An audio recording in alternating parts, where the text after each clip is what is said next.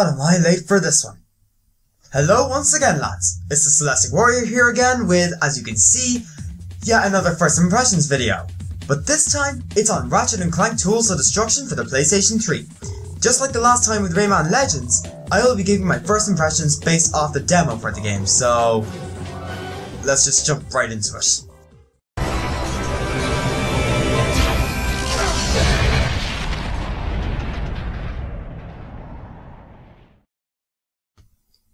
For those of you who are wondering, yes, I have played a little bit of Ratchet and Clank prior to this video with the first game for the PlayStation 2. I found the original Ratchet and Clank to be a lot of fun, even though I haven't beaten it.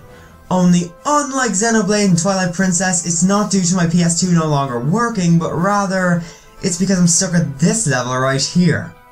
So, when I got my PlayStation 3, Dara recommended that I play the Ratchet and Clank future games, starting with Tools of Destruction.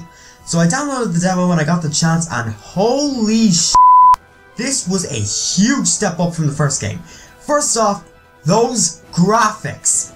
At the time of release, which was, geez, 7 years ago! Wow. Anyway, this game was considered to be the best looking game on the PlayStation 3. Obviously nowadays we have games that can compete with that, such as The Last of Us, Sly 4 Thieves in Time, and such. But that doesn't really change anything, because this still is one of the best looking PS3 games. Everything is well detailed, bright and colourful, there's lots going on in the background, and it runs at a smooth 60 frames per second. Kinda like the PS2 games, just with the presentation of a Pixar movie than an actual game. But obviously, gameplay is what matters. Let me just say this now.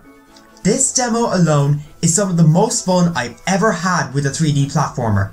Ratchet is much more agile this time around, control is much smoother, and combat is much faster paced and action packed. Combined with the fact that it's more fun since you can actually strafe, running around blowing stuff up with a combustor and fusion grenades like a crack happy Michael Bay, it's just really satisfying, really. The other two weapons in the demo were also very entertaining to use. The Transmorpher turned enemies into penguins, with winter gear and sometimes top hats. Well, way to make me feel scabby for killing them. And the Groovatron? Oh, just so much win. I mean, you make enemies stop and dance while disco music plays, and then you just proceed to beat the crap out of them and they don't even care. I've heard this weapon is actually deemed broken because of its effect, but that doesn't change the fact that it's simply pure, utter genius. Let me just say this. If Disco A Go-Go was one of the songs that played when you used it, then it would be by far the best weapon in video game history, and this game would get a perfect 10 out of 10 before I go to buy it. Ah, sure, feck it. Time to split!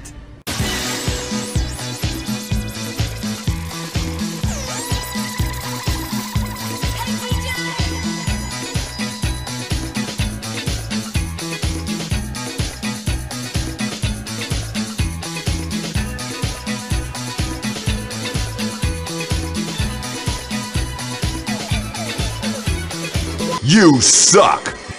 One problem I do have is that when you go into aim mode, which is a third-person shooter perspective, you can't invert the camera control. Outside of this, the camera is just how I like it. But when I'm playing a first-person or third-person shooter, I want to be able to invert the Y-axis, and the aim mode basically changes this game to a full-on TPS. I had no problem with the aim mode in the first game though. I think it's probably because all you see is the reticle and not your character. I don't know, it's just a psychological thing. Maybe it gives you the option in the full game, but really that's the only issue I have. It's not exactly mandatory anyway, since the auto-aim is much better this time around. I mean, seriously, I could not stand the auto-aim in the first game. But before you ask, I have not played Going Commando or Up Your Arsenal. I'll search out the HD collection when I get the chance. Oh, and the 6-axis control when skydiving, while it worked well, I personally found it kind of gimmicky. It just wasn't really necessary, but I hear you can turn it off in the full game, so... But while I'm at it, I might as well give a first impression on the music.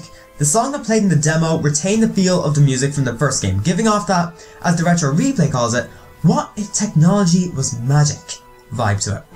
Only, it sounded incredibly epic and heroic this time around, but needless to say I rather liked it. There was also quite a bit of funny stuff in there.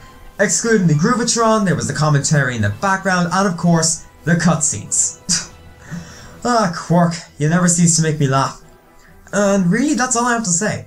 But yeah, you bet I'll be getting this game. I mean, if I had enough fun with the demo to say it's the most fun I've had with a 3D platformer in a while, then yeah, I'll be getting this game, when I'm able to.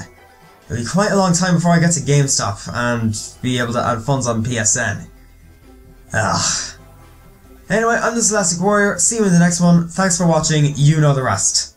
Cue outro.